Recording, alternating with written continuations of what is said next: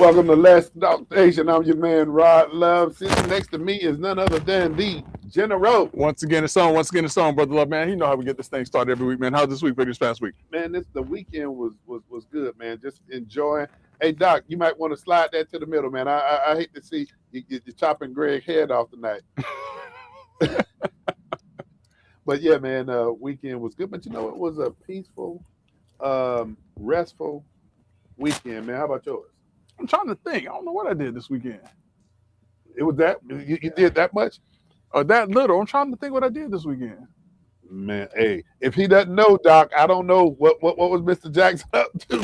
Let me think on that, man. Now listen, man, these weekends, man, they come so fast and they're here and they gone. They fly by. Yeah. So I can't even think what I did. That's a great question. I know what I was doing. I was trying to stay cool. What'd you say, Doc? I said I was trying to stay cool. Oh yeah, Doc AC, he getting a new one put in. So they put the overnight commission on it. Man, listen. You know something we didn't talk about last week? We didn't talk about, and I don't know if this is the first time that it was here, but you familiar with Rolling Loud? I've heard of it. I don't know a lot about it. What is it? It's like some music event, isn't it? Yeah, Mondo, go ahead and give us an update on the Rolling Loud deal. Yeah, so it's a hip hop event. Whole bunch of hip hop artists come down into the city and they do it for 3 days. Whole bunch of music, good vibes. So who's supposed to be coming through? So it was NBA. Oh, it's already taking place. NBA Youngboy was who was supposed to be, but he canceled out. Playboy Cardi, all the new hip hop artists. Soulja all the Boy mumble was rappers. There. Soulja Boy was there. All the mumble rappers. Lifestyle. Lifestyle. What's wrong with Doc? I don't know. Hey, but one sound like Charlie Brown teacher. One of the things we didn't talk about that took place 2 weeks ago. And Doc just apprised me that it took place again. Kodak Black got arrested in Orange County a couple of weeks ago. And then, Doc, you say he just recently got rearrested again? Yeah. In another county. I mean, listen, and for folks who may have forgotten, Kodak Black, along with Lil Wayne, along with Kwame Kilpatrick, along with a couple of other prominent Black entertainers or political figures who found themselves on the wrong side of the law, were pardoned during Trump's first administration. And so it's interesting that Kodak Black was given a new lease on life, and he squandered it that way. But the conversation that we were having is, and Greg, we're not making excuses, but stupid is a stupid does. In this circle, could he do well by some of these older rappers who went through some of the? I mean, because he's enjoyed. When I say success, I'm talking about maybe success from the perspective of achieving some financial wealth that the regular population would never achieve, and doesn't know how to get his arms around it, don't know how to manage this, handle this, and apparently it appears that he has possibly an addictions issue.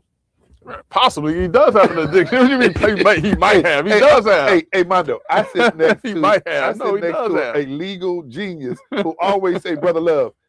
Start off with the word allegedly, or no. That's documented. But the thing of it is, I mean, so we talk about these newer hip hop artists or these newer rappers, or whatever you want to call them. I mean, who can they look to? Yeah, they don't really have anybody that they can look to, and the ones that they can look to, so for instance, the ones that I think about just right off the bat who have been successful, you have your Jay-Z, you have your 50 Cent, to some extent you have your Will Smiths, you have your Ice Cubes, you have your Dr. Dre's. In that category, he's been successful. Listen, he's been successful. Will Smith was making $20 million a movie. Hey, Doc. Now here's where I'm gonna go back. I'm gonna push back on my good friend in general. Will Smith has never been recognized as what you call it, Mondo? One of them, I don't know, in the trenches rapper. Nobody said he has to be in the trenches. I said successful. Oh, okay. I ain't saying that. I said successful. Yeah, but would you? Why? I was wondering why Will Smith got bitchy. So you tell me. I'm saying he's a model dude. Yeah, but tell me this. Tell me this.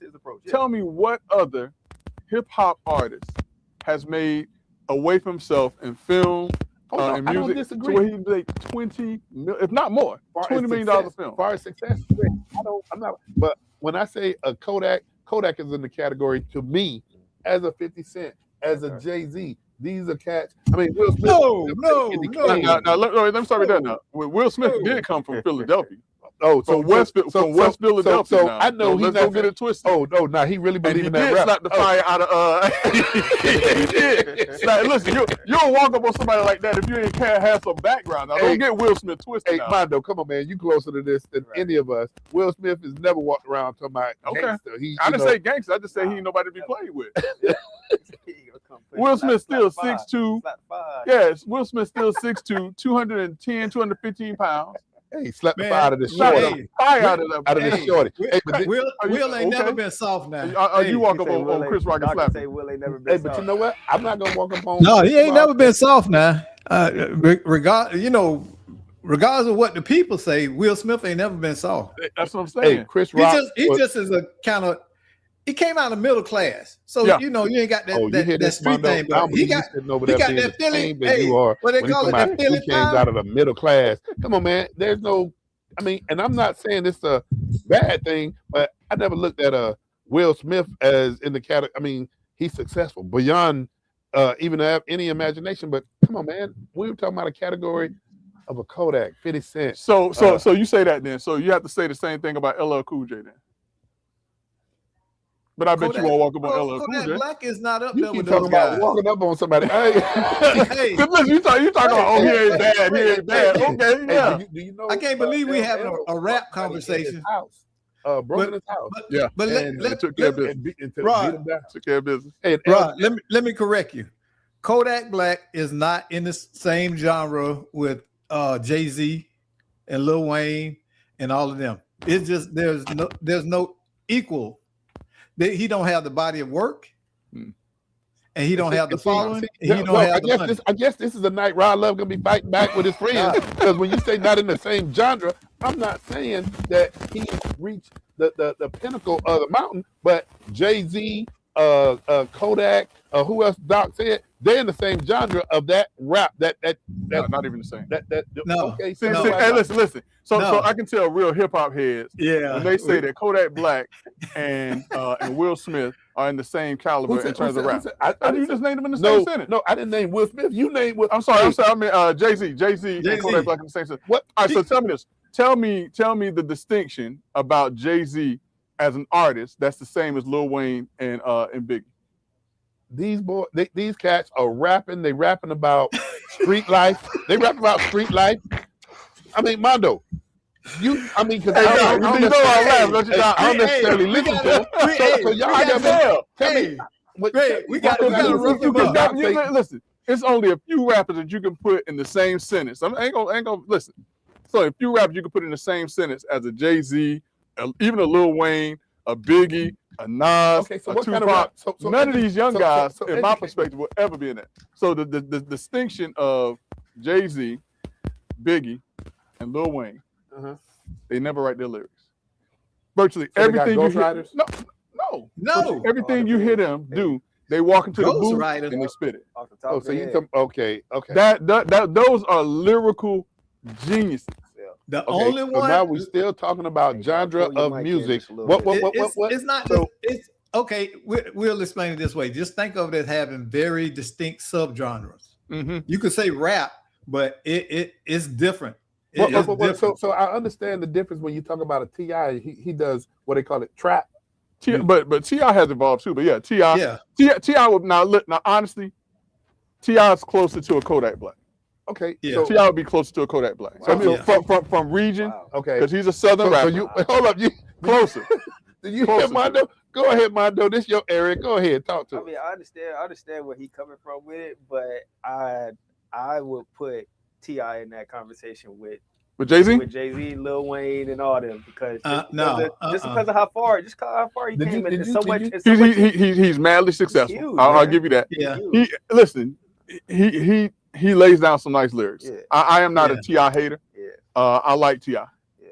I like it. Did you hear? Well, shoot, we talking about T.I. We might as well throw plies in there. He was sitting back saying, "Wow." But Wow. no, but I'm saying in terms of relatability. Yeah. If but somebody could pick up the phone and call a Kodak Black, if somebody could pick up a phone and call a Yeah. MBO boy, excuse me, it'll be somebody like a T.I. could do it Mhm. because they can relate, and they could be like, this dude came Yeah. out of the mud for real. Lil Boosie could do it. Okay. Okay. Yeah. Bun B could do it. And it's funny that you mentioned Lil Boosie because Lil Boosie actually tried to reach out to him.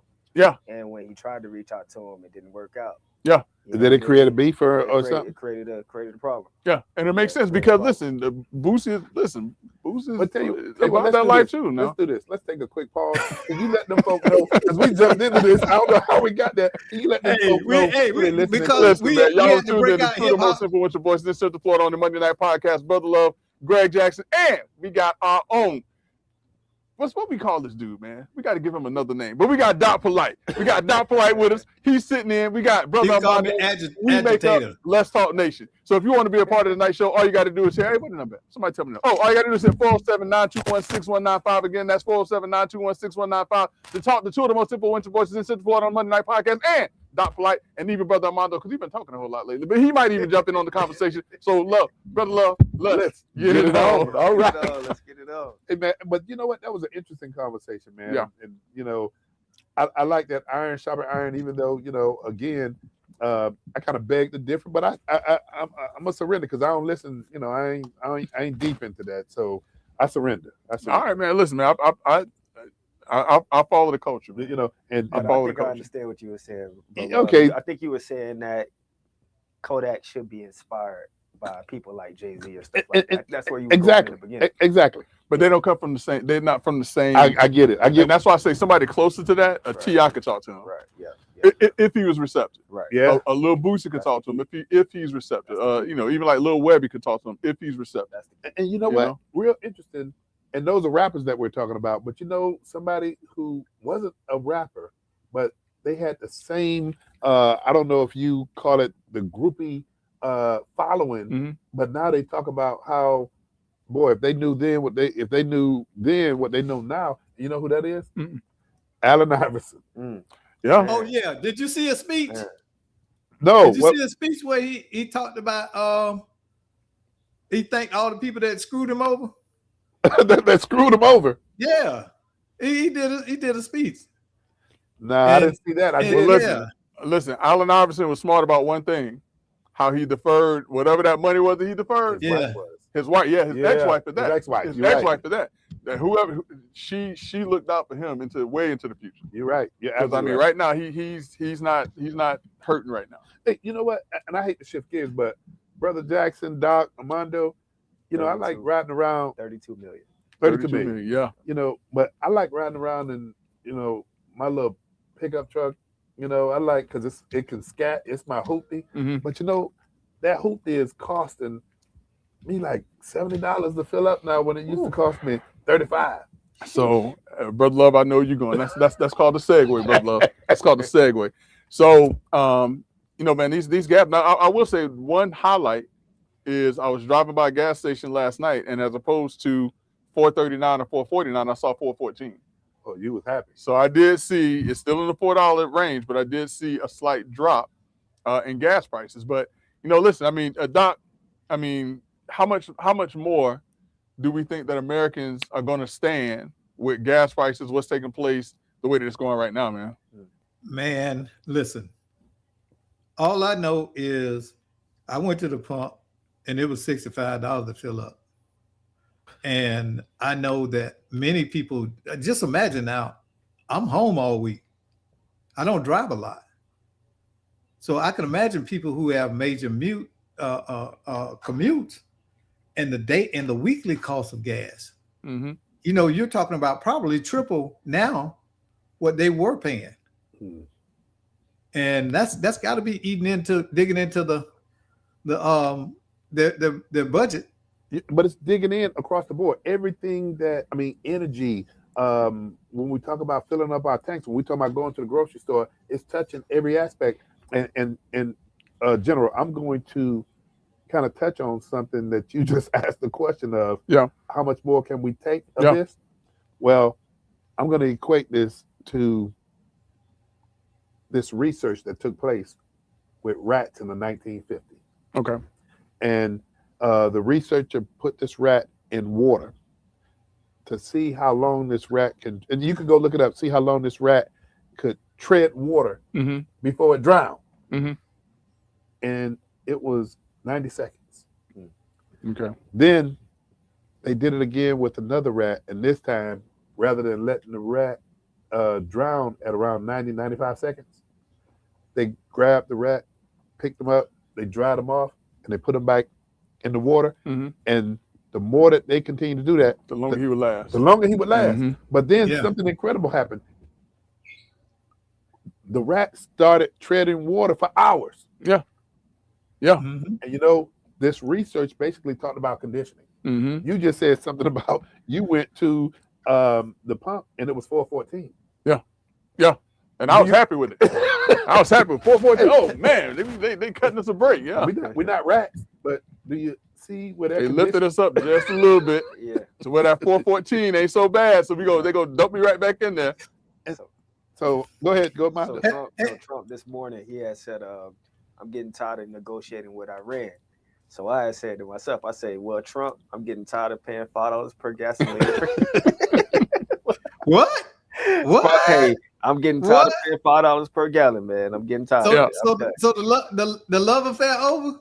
Hey, man, I like Doc told me, like you taught me, and Rod Love and Greg, y'all taught me, you'll never fully like everything that somebody else Yeah. that somebody does. That's Yeah. true. Yeah. You never will. Yeah. And I Yeah. definitely understand that. So Yeah. with that being said, Brother Jackson, what did Iran do? I mean, I'm hearing about the Strait. What?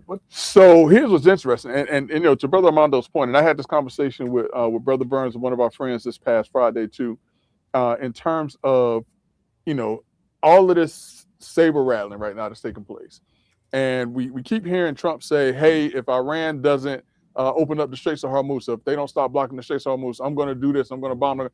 And it's to the point to where it's almost like the boy that cried wolf. At what point in time are you really and truly going to take some type of action? Because the more you say you're going to do something and you don't, the more it emboldens them to do other things. I But got apparently some breaking today, news. Iran has initiated a new authority, a port authority, the Straits Authority, that will impose tolls for vessels to come through the Straits of Hormuz. Now, Trump had planned on attacking, and he's been saying this for 3 weeks now, maybe 6 weeks now. Attacking Iran if they did not relinquish, the restrictions on the Straits of Hormuz.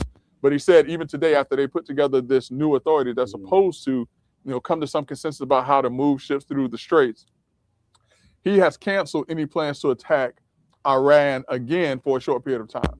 But it's got to come a time where you either got to put up or shut up. You said you're going to do this if they didn't stop. Listen, either way or the other, you got to do something. You can't keep just talking about it. Right? So go ahead. Hold on. I want to breaking news. Mark Furman, former LA police detective convicted of lying during O.J. Simpson murder trial, has died. He was How old is he? 70 what? 74. Yeah. 74. Yeah. So that's a bit of history. That is Y'all a bit of remember? You remember where the O.J. trial? Oh yeah. Oh, so Heck that yeah. okay. Heck yeah. That was theater. That's when we had some good reporting going on. We had good media during that time. Yeah. Listen, I remember where I was the day that AC chase? Collin was driving OJ in the white Bronco. I can tell you where I was right now to this day and what I was doing. Where was that, Greg? So I was in Tallahassee, Florida at the bowling alley, watching that white Bronco move slowly that was the down breaking the news. freeway. Yeah, At the bowling alley. at the bowling alley. Yep. And I was at work bought watching that it on Bronco TV. at an auction. For like $1 million, I think. yeah. Was it $1 million or 170,000? I can't remember what it was. More than it was worth. Yeah, way more than what it was worth. John Morgan had it, didn't he? Oh, he still I got it. didn't think it was John Morgan. Nah, I I don't think so. Hey, but Greg, you going back to something you mentioned, and thanks, Doc, appreciate that. But when you talk about this new Persian Straits, Mhm. if you would, Mhm. Greg, something I don't understand. I don't understand a lot about that navigation, but people, the news keep referring to maritime rules or policy that prohibits this blocking of the straits, Yeah. but would maritime also prohibit what do you call it, blockades and all? But I guess if there's an agreement among countries that you could do that then. I mean, a blockade is going to be slightly different. When you talk about blockades, you are trying to prevent someone from leaving a port to go somewhere else. So you're blocking someone in.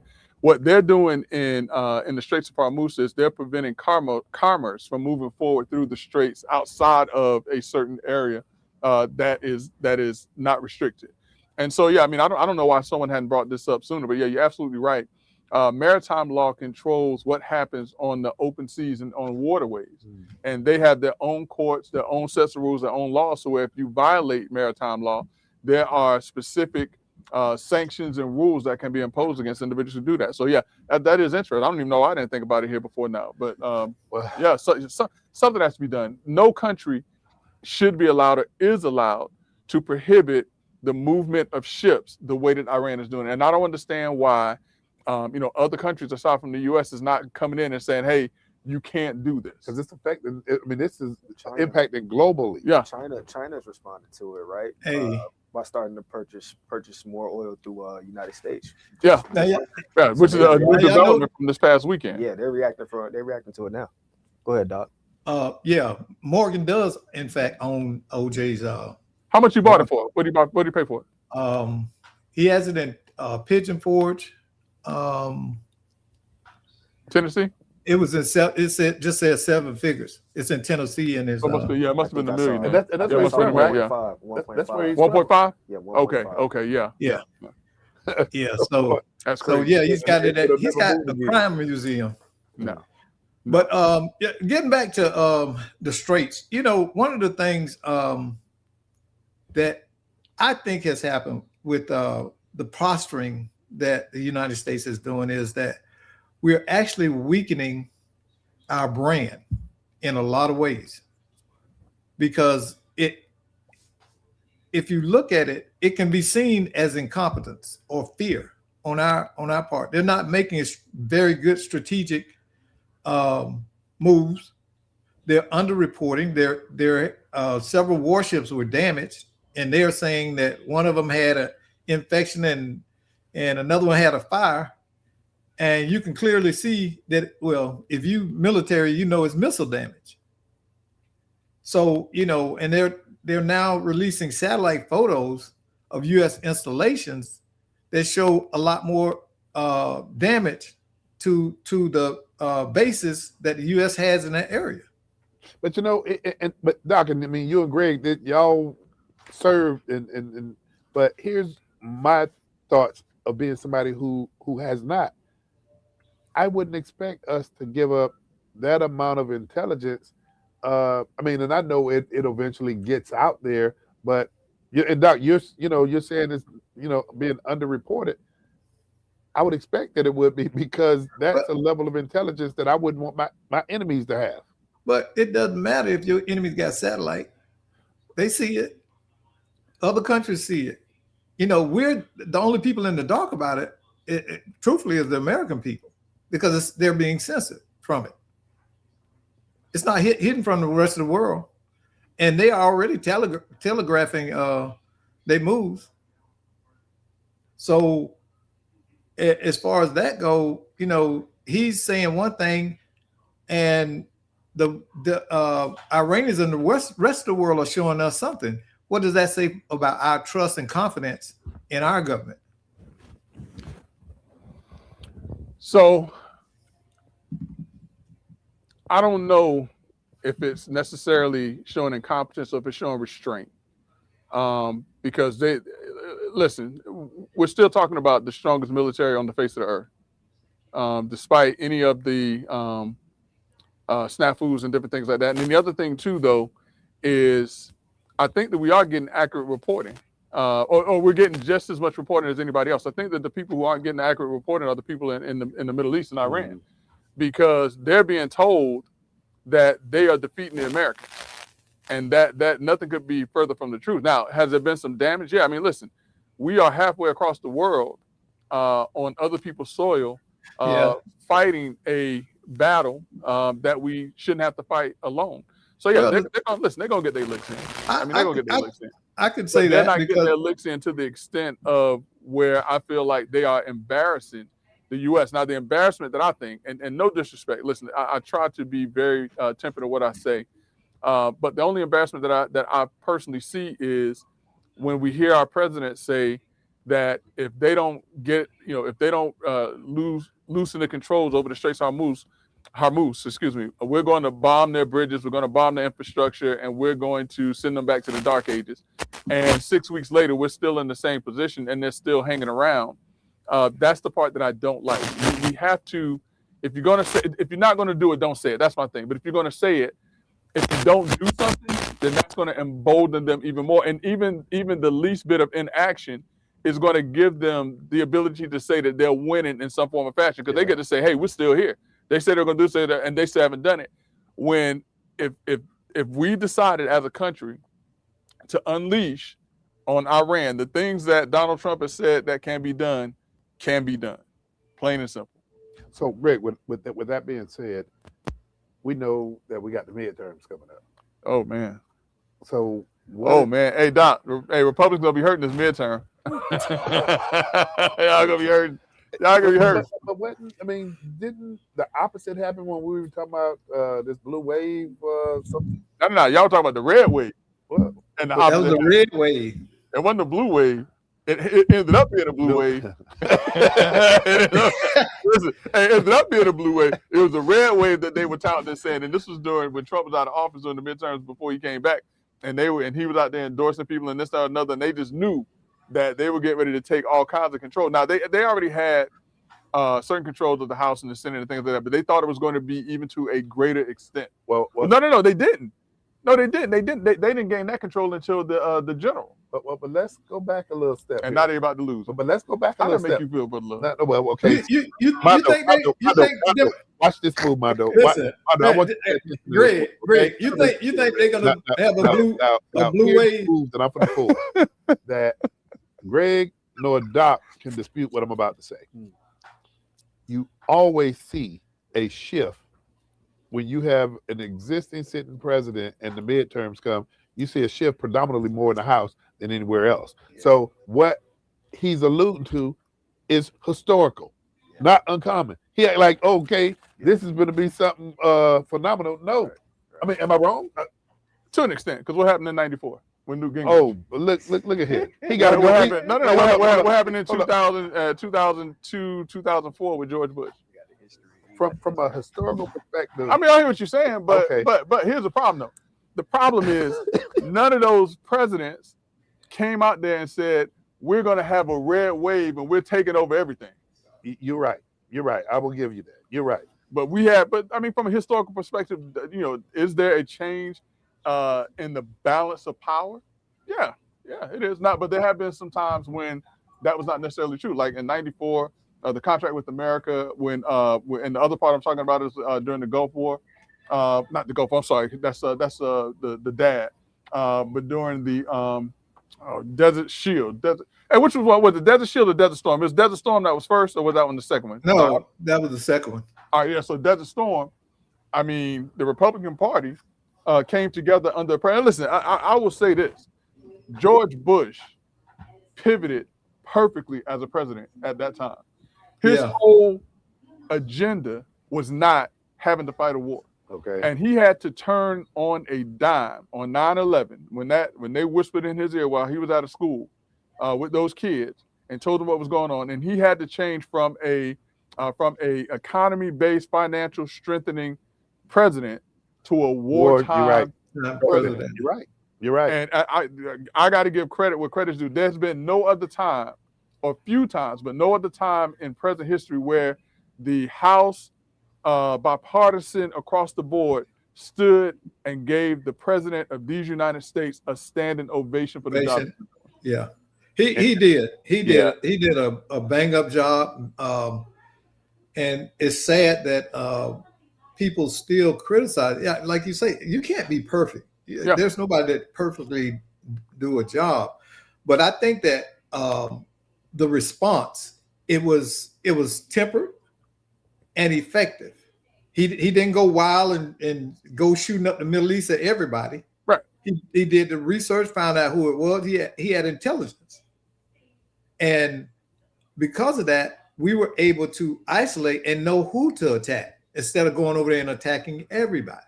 Yeah. Because they said it was the Saudis, and then they said it was Iraq, and it was Iran, and all of this. You remember that? Yeah. All the confusion and stuff. Yeah. And he had to deal with the fact that 3,000 and something Americans lost their lives. Yeah, you're right. And the tragedy of that, Yeah. you know, of helping those families and the nation to go through that period of mourning. Because I remember the day after. I remember September the 12th. Yep. Everybody was walking around, it's shell shock. Yep. Like, wow. You know, I couldn't stop watching TV. I stayed up all night watching because that blew my mind that somebody had the audacity to attack us on that scale with airplanes On our own soil. on our own soil. But I'm gonna tell you the thing. I'm gonna tell you the thing that got me, believe it or not, Doc, because you talk about the day after. So 9/11 happened on a Monday, right? Mhm. I remember on 9/14 sitting outside at a restaurant, and for the first time seeing an airplane fly overhead. Because remember, they had grounded all You're right. flights. Planes could Yep. not go into the air. And I Yep. remember the feeling that I had seeing an airplane take flight and flying overhead and having this feeling of they're not going to defeat us as a country. Yeah.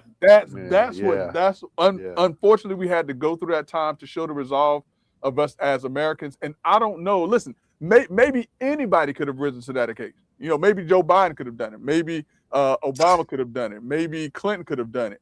But for some reason, that time found George Bush as a president, and I think that he did something that brought this country together in a way that no other president had done since FDR. But you know what? On that note, though, Greg, and I remember, and I'm glad you brought up when you saw President Bush in the classroom reading the book, and you see one of his staff go whisper in his ear. Yeah. And do you remember the expression on his face? There was no expression. He kept it so. Yeah, there was no expression. He went to the situation room and came back. Yeah. But here's the other part when we talk about how America assembled to respond to that. Yeah. You saw Condoleezza Rice. Yeah. But you start seeing leadership that you knew these were leaders already, but you started seeing because they were out in front too, giving updates where they were letting the American people know what was taking place, and they were letting them know why it's taking place. Yeah. But again, you never expect, because we're in wartime, that they were going to give up certain intelligence, but the way it was laid out, you could follow. Right. And that's why, and so, Doc, that's why I say when I'm talking about, our president now, and listen, I don't care what people say, Donald Trump is still the U.S. president, and we have to embrace him as such. We have to pray for him just like we pray for all of our presidents, all of our leaders, and things like that. But the biggest problem I have with him is that he talks too much. He just talks too much. Well, and I thought that he would have learned the lesson from his first term, when everybody said virtually, if he just would have kept his mouth shut, he could have easily have won a second term. But he talked himself out of getting the support of a lot of people, and he's doing the same thing now, where even if he is doing a good job in handling this, and maybe he is showing some restraint, because he talks so much and the things he says, it plays against him. I could tell you this. What I think about it is the fact that his biggest problem is he's surrounded himself with incompetent people who are in positions they should not hold. So how do you make a podcaster the assistant director of the FBI? Dan Bongino, yeah. How do you do that? Still there, isn't he? No, he resigned. Yeah, he's gone. He resigned. So you got to question the staffing around him. That, I think, more than anything else, like you say, about his first time, he didn't have that level of incompetence around him. Now it's magnified because look at Kash Patel. Okay, look at Pam Bondi. It's not that President Trump is doing a bad job. It's that he chose people around him that do bad jobs, so it puts more eyes on his whole administration. That's what I think it is. You know, if you see one clown in a car, you ain't gonna look. But if you see a car full of clowns, and I'm not calling anybody a clown, I'm just using that as an analogy. That is an analogy, yeah. That's just gonna get your attention. So, you know, you gotta look at that. You know, I don't want to refer to my president in any way in a disparaging manner. You understand? Because it's still my country. You're right. Right. I served it. But I do have a right, and every American has a right to speak on the good and the bad. But it needs not be personal. It needs to be on the issues. And right now, for me, it's about starting a war we didn't need at all. Okay, the Straits of Hormuz were already open. Iran was not in charge of it. They did not control it. But now we're in a situation where they say, well, we're going to keep controlling it from here forward. And now what is that? How does that play out long term? Are we going to forever station our Navy there? Well, I can't ask for that, and it's going to be interesting development. But and Brother Jackson, I want to skip around just a little bit, if you would. Yeah. Something that took place that I applaud, that I embrace, is United States senators. Doc, you heard about this? What? Well, go ahead, Greg, lay it out. So yeah, I mean, so you all know how during the shutdown, and anytime we talk about the shutdown, one of the biggest things that we point to is the fact that, well, hey, these elected officials, if they weren't getting paid, I bet that this thing would end sooner. Yeah. Right? Well, how about this past Friday, the U.S. Senate passed a resolution that if there is a government shutdown, that they would not receive pay until the shutdown was concluded. And it was a unanimous decision by the U.S. Senate. Who was going to vote against that? I mean, I bet the House won't do it. Well, hold on. And you bet right. They sure they are not doing it. Hey, but again, too, you're talking about the House, and everybody's familiar. See, listen, let me put this together for you. So, if we were to put this in rap terms, the Senate would be like Jay-Z, and the House would be like Kodak Black. Okay, understood. Hey, Doc, understood. Yeah. But here's the other thing. That'd be super gremlins. You know about super gremlins? You're right. Hey, only we could come up with a rap chord. Hey, 100 members of the United States Senate, Greg, that you couldn't pay anybody to say I vote against this. In the House, now we're talking about 400, and is my numbers right? Was it 435? Oh, yeah, I was about to say that. And I don't see it happening in the House. It's no matter what the numbers are. If they got 50 votes in the House, I'd be surprised. Yeah, listen, it doesn't matter how many people they have serving; they're still getting paid when the American workers who work for the government aren't getting paid. You're right. You have members in the military who are overseas trying to provide for their families and not have to worry about their families starving.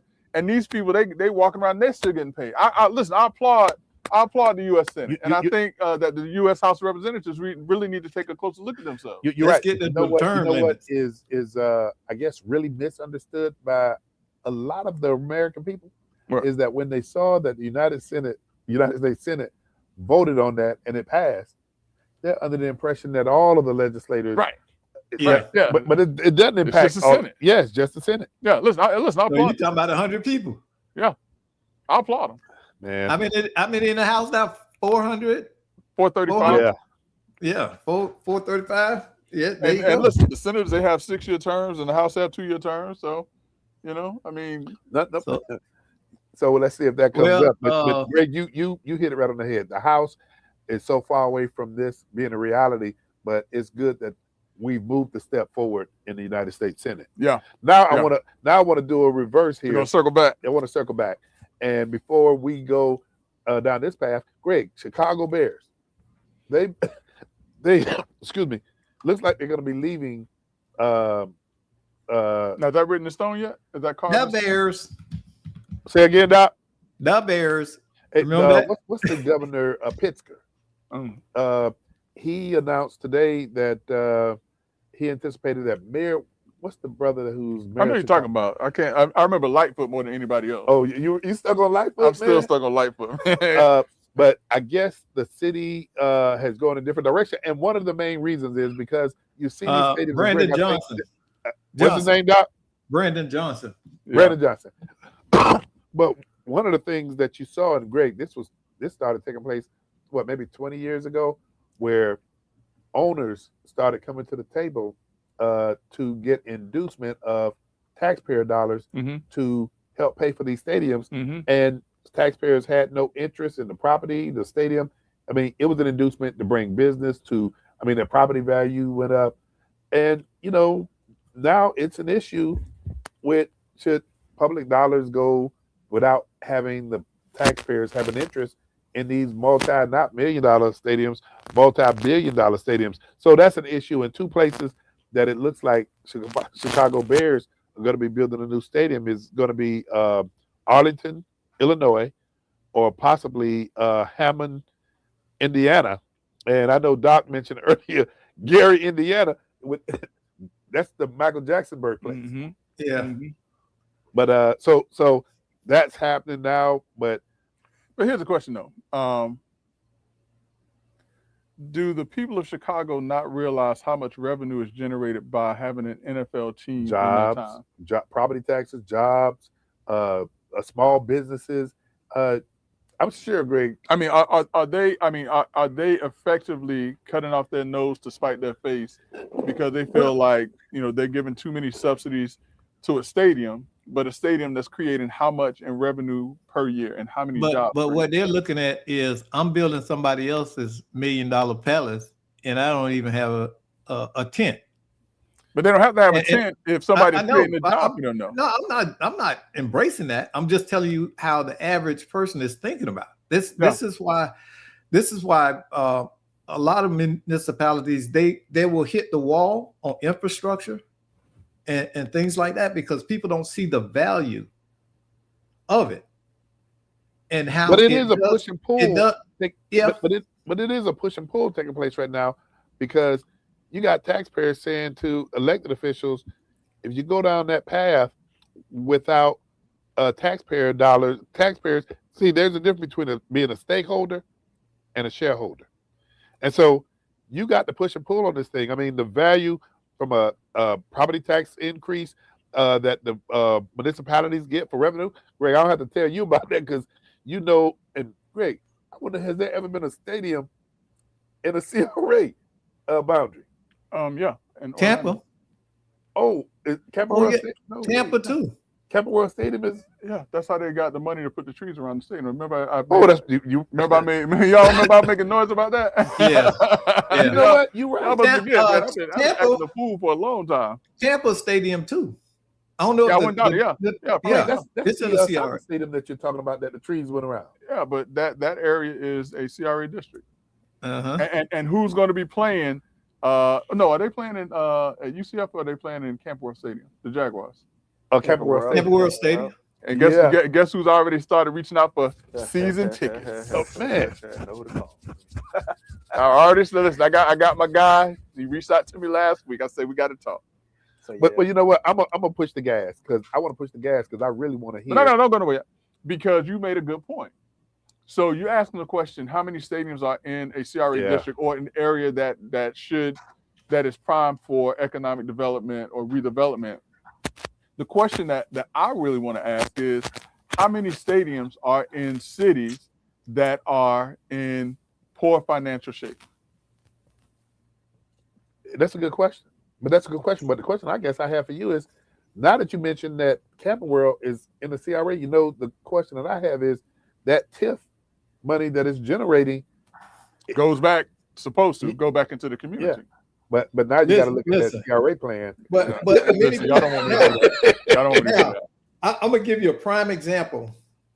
You opened up. Back when the Magic was on fire, when Penny and Shaq and Nick and all of them was here, There was a building across the street from the arena, and the city of Orlando put up all this money to put in all those black businesses there. And almost to a fault, all of them failed. There used to be Lualoa. Remember Lualoa? I remember that. I remember Okay. that. There was a restaurant there, an art store, and a clothing store. All of those businesses failed. And I think it's more or less because they didn't have the knowledge to run those businesses. And number two, they were depending on the graciousness and the goodness of the city to keep them running. Mm-hmm. And you can't do that. You know, they I think it was the first 3 years was rent free or something like that. And they did give them some seed money, but you can't depend on that kind of stuff. You got to know what to do to continue to grow your business. So you know, it would have been a great idea, though, Doc. I'm gonna tell you, it would have been a great idea, and you're absolutely right, because those business owners weren't prepared for the success that they were set up for.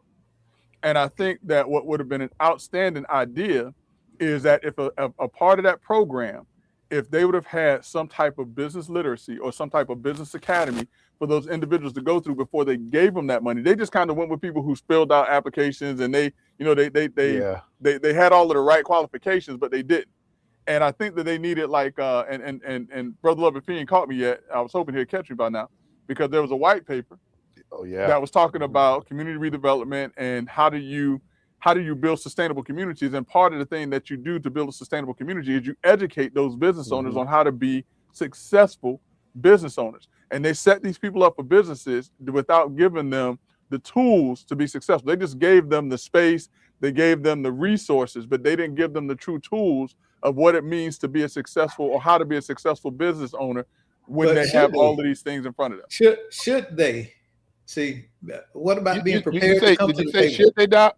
Yeah, I'm saying why not come to the table prepared? They needed to have a business literacy. Hold on, I'm not disagreeing with you. I'm saying that they picked the wrong people. Yeah. The wrong people. But then the other side of it is, and I'll say this: you got all these different entities that you got Fortune 500 companies that, if you look at SBA, if you look at government initiatives, they benefited from it.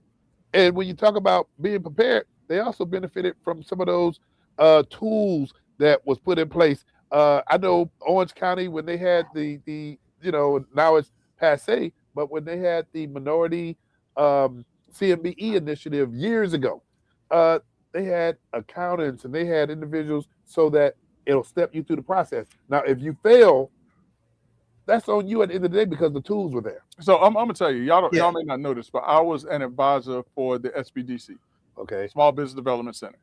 And when they would assign a business to us, because they would assign business owners to us who were getting funded and different things like that, they assigned them to a committee of no less than 5 to 7 individuals from various specialties and various areas of expertise to talk to them about the various areas of their business and how to be successful. So and that's a tool. We would sit with them for 6 months before we would release them to go forward with what it is that they were trying to do. For 6 months now. Okay. And we would have to meet with them at least once a month. They had our personal numbers where they could call us, ask us questions. And our commitment to them was we would give them our expertise for free. And all they had to do is meet, give us updates on what they were doing, and we would give them advice on things that they should do. They could take it or not take it. But at the end of the day, like one of the ones that I worked on actually became like one of the top 5 businesses in the nation, I think, that year. Because they had a program and a process in place that, although this business was already successful, they set them down with professionals. And that's what I'm saying. If you're going to give somebody something, number one, you need to pick the right business and the right individuals first. I agree. Then, even after you do that, you need to make sure that you are giving them the support to be successful. And that's where, what you're talking about, when they gave those businesses all of these things down there, that's why I think they failed. I think that their intentions were right, but they were good, but they picked the wrong individuals. Wrong individuals. And then they didn't give them that support so that they could be successful. You're right. Hey, Right. let me do this because we're gonna need to break away. Doc, do you have that cutaway of the general with that piece we were gonna be doing during the opening? Yeah. Let me Yeah, pull that up. if you get that prepared, because normally we do it in the opening. We're gonna cut away, and Greg, you know what I'm talking about, right? Yes, sir. Okay, are you prepared for that, I can brother? do whatever you want. Me to do. I do Hey, whatever you want me to. so Doc, looking for that. We're Hold gonna- on. Let me make sure now. Oh, take your time. We got, but here's something that, Greg, I'm gonna put a little fill in here while Doc looks for that. Yeah.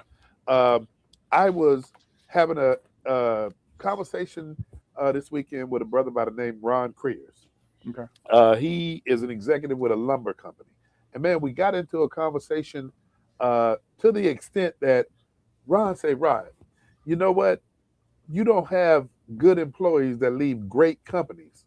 You have good employees that leave poor management. That's true. And That's true. and I've been going down that path of the Maya Angelou saying, with my employees specifically, Mhm. that man, a lot of times they ain't gonna remember or don't care what I say. They remember how I treat them. Mm-hmm.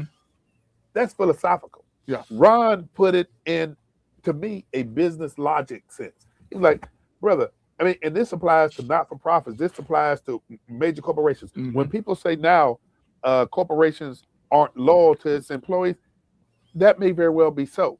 But when Ron dropped the nugget that you have a lot of great people out there, and Armando, I was talking to you, and we're not going to mention your employer, but Armando comes back to you and me, Greg, and we appreciate With the updates. the updates.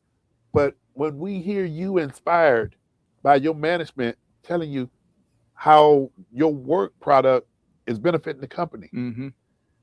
that's great management. And again, we're not going to mention the organization. You already work for a great organization, but it comes back down to people need to be mindful about the management, Yeah. because if you got poor management, you can have a Fortune 500 company.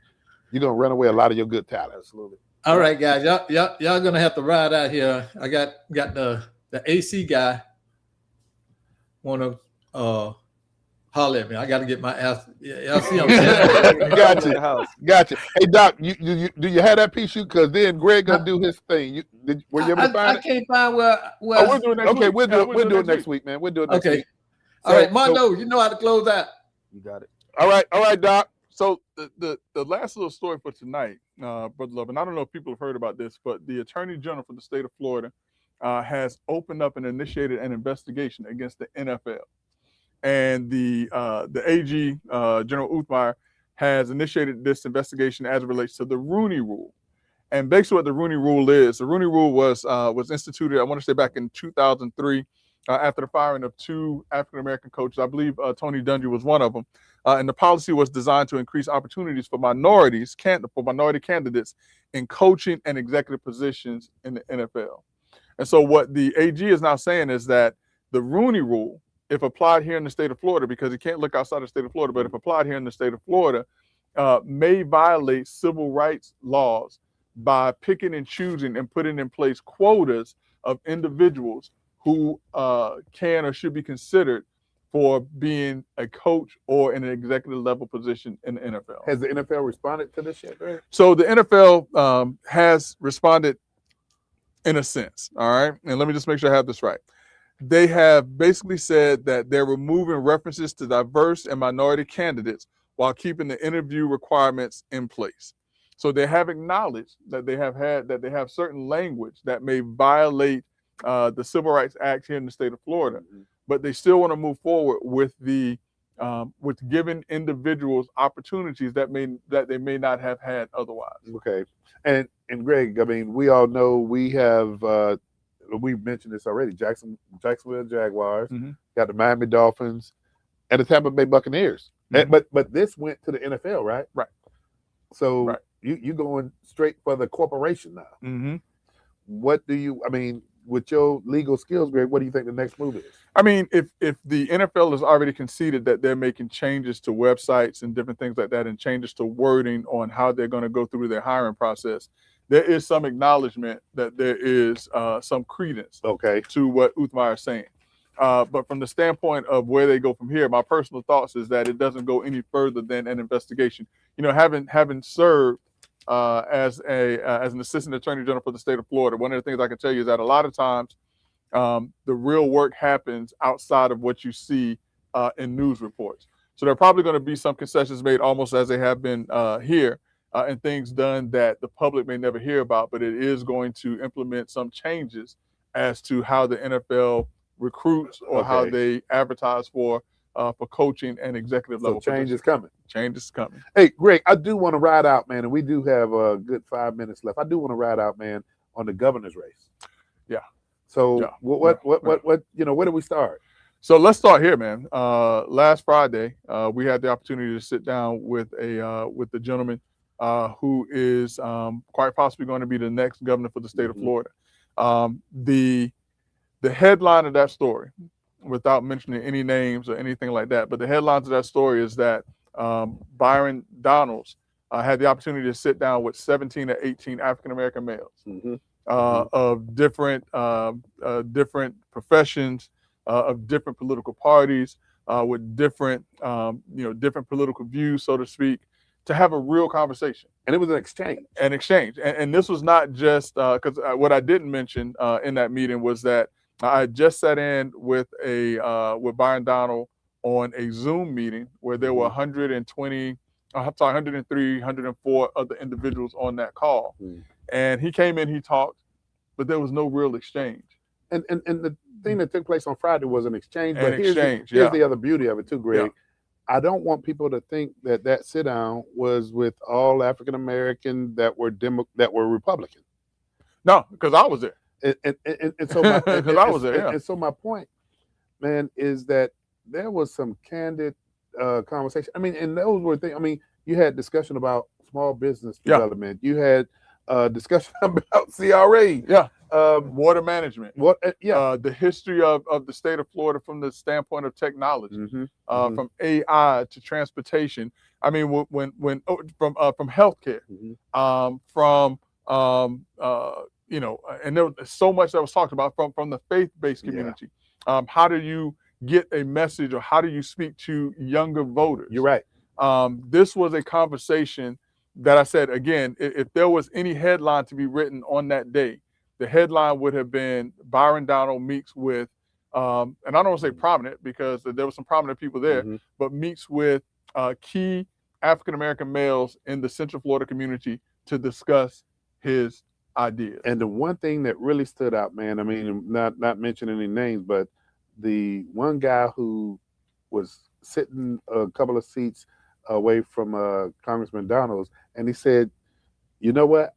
I've paid attention to different highlights. He said, I've seen you on Fox. I've seen you on CNN. And he says, but seeing you here, listening to you respond. Yeah. He says, man, I got a great deal of respect. Yeah. And that was right after he said, right before he said, and I'm a Democrat. Yes, you're right. I'm a Democrat. And listen, and that was a takeaway from a lot of people in the room, myself included. Listen, I am a blue dog Democrat. And for people who don't know, I am a common sense Democrat. I am more conservative than most Democrats, but I am still a Democrat. And I listen to all sides of things because for me, as we've always said on this show, it's not about politics, it's about people. Yeah. And you have to come, as a politician, you have to come and talk to me about people and not just politics. And that is what Byron Donald did. And this same person that we're talking about, Greg, who happened to be a Democrat, when he said, Rod is a friend. I've known Rod for a long time. He said, Rod is a Republican. I'm a Democrat. We don't agree on everything. Yeah. But to be able to sit down and listen to somebody who are speaking to issues that you can not only relate to, but that you value. Now, you may not agree with everything, but man, let's work on the things that we can agree on. That's right. So that was a successful meeting and great conversation. And looking forward to getting Congressman Donalds back in the Central Florida area. We're looking at doing some things in Tampa and St. Petersburg, looking at having them back to Orlando. And, you know, Greg, I'll sit here and say, Congressman Donalds, you really open up a lot of eyes during that meeting. So thank you. And Brother Jackson, I think we're at that point. Brother Armando, you playing the Doc Polite right now. General, Yes, sir. you don't have to go home. But you got to get out of here. Until next week on Let's Talk Nation, join us.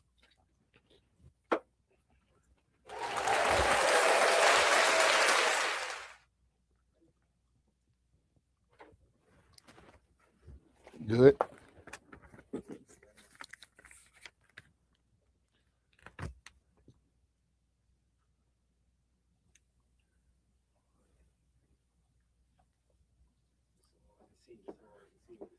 Up there to your right in the red.